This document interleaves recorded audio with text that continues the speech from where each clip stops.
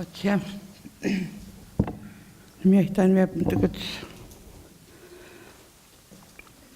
afternoon.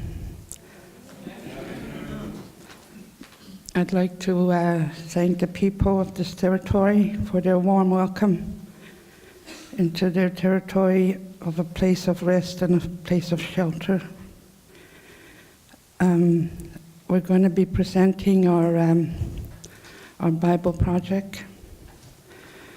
It was our elders' vision and the communities. I'd like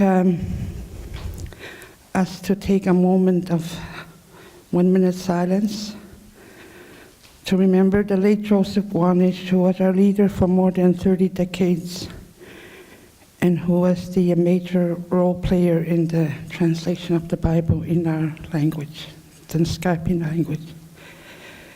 Today marks 10 years of our New Testament since we made a dedication and launching, and tomorrow is going to be a special service followed by a feast. And we also like to remember during the 1 minute silence the late Charlotte Wanish, who was laid to rest today. And Joe was a major teacher in the translations along with Silas and elders. And at this moment, I'd like to thank the Wycliffe Bible translators, the Canadian Bible Society, the Anglican Healing Fund, Esther. So we'll take a moment before we begin our moment of silence.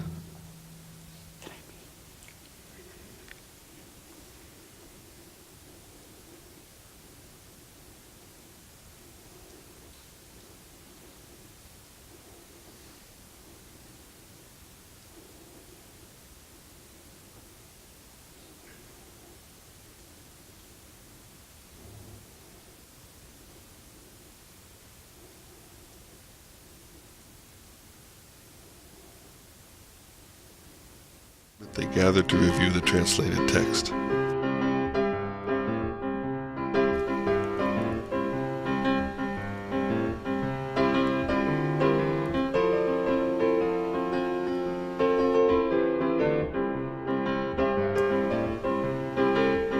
The Canadian Bible Society worked with our translation team, the elders, and Bill to produce a beautiful book containing God's Word in our own language.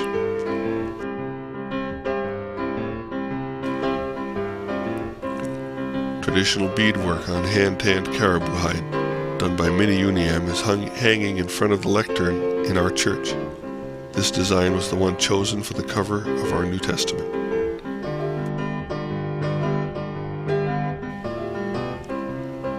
On September 16, 2007, we held a public dedication of the New Testament in Naskapi at Kawawachikimich.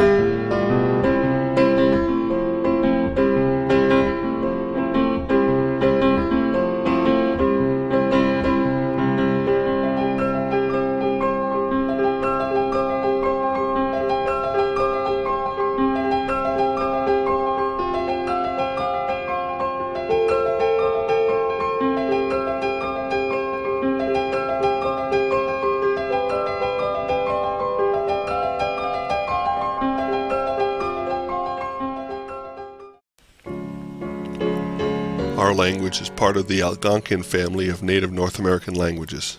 All across Canada and even into the United States, there are communities who speak dialects somewhat related to ours. For example, our closest neighbors to the east are the Mushaw Innu. Even though they write their language differently from us, they can understand us and we can understand them to a very large degree. Some of our Naskapi language radio programs have been shared with them, and it is hoped that we can help them to have their own translation of the Bible, starting from our work. Of course, it is the translation work in Southern James Bay Cree and Moose Cree that has been a big help toward us having the Bible in our own language. The Southern James Bay Cree is also being used to help the Northern dialect on Hudson's Bay to have their own New Testament. Like never before, we can use communication and computer technology to help each other across these language boundaries.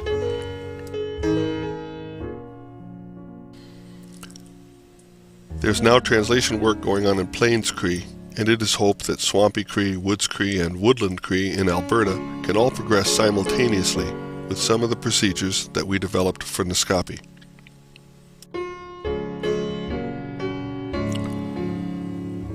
Indeed, Bill has already been asked to help with the process of adapting the Quebec Mi'kmaq translation to the dialects spoken in New Brunswick and Nova Scotia in Atlantic Canada, and he has also been providing training and assistance to the Chilcotin translation team in central British Columbia.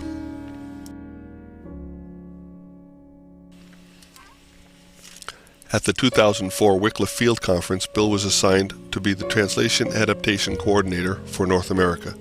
The experience that the Naskapi project has gained can benefit dozens of other related languages across Canada.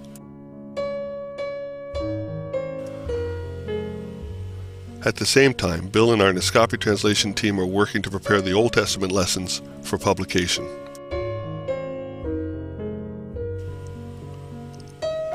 It may seem like a lot of work for such a relatively small group, but we are inspired by Bishop John Horden's words, "I shall give myself no rest until the whole of God's Word is in their hands."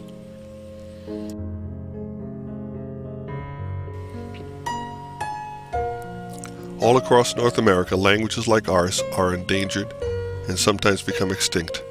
A way of life also begins to disappear. Efforts to maintain languages that have not yet been lost are extremely important.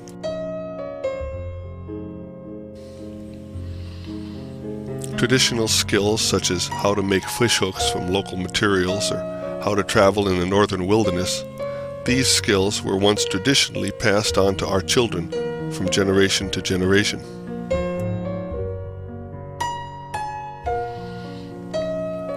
Making canoes, hunting caribou, and producing everything our community once needed from local materials. These skills helped our culture to survive and are passed on in our Naskapi language.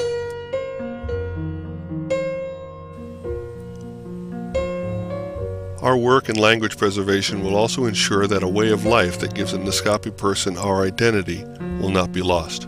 For example, one purpose of the Naskapi lexicon is to record the technical terms we used to talk about our material culture and activities.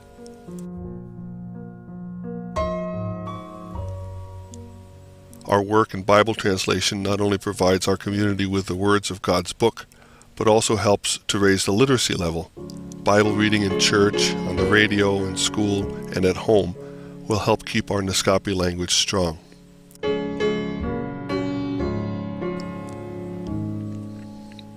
While we realize that a culture in books is not the same as a way of life, by helping our own people to document and preserve our own language, we can gain some of the tools necessary to keep our own culture and language strong.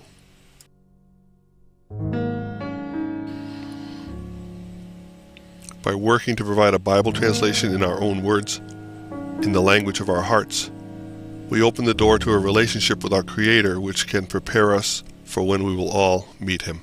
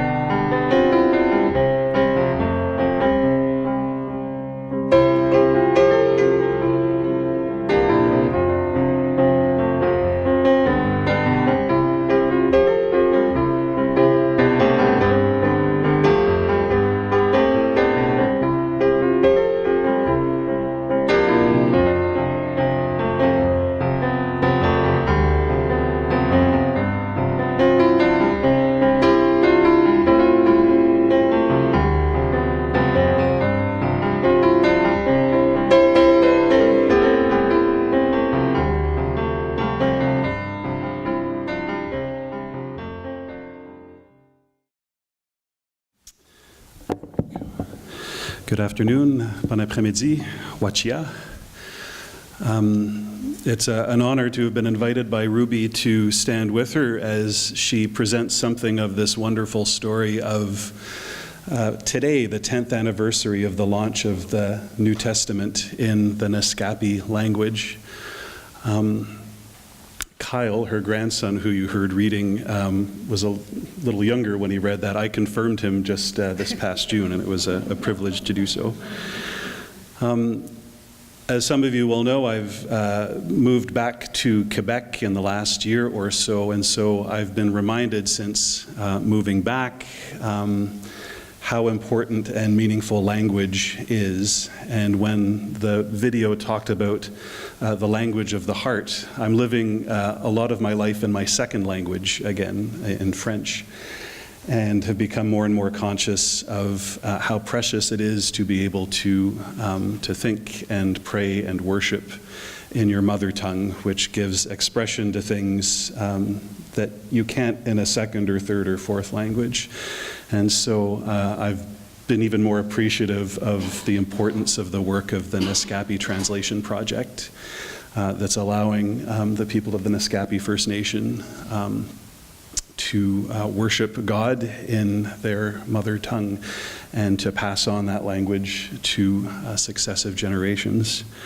I've had the privilege of visiting Kawawachikamatch twice since becoming the bishop, and my most recent visit was in June with Bishop Mark, who joined me, and it was a very good visit, and I had a chance to see the translation team at work, so there was a reference to the work on the Old Testament carrying on. So Genesis has been published already, the Book of Beginnings, and the team I was visiting was hard at work on the book of Exodus, and they were really struggling with a particular passage. And I asked, what are you guys working on? And they were on Exodus 28, which is the chapter that describes the vestments of the high priest of ancient Israel.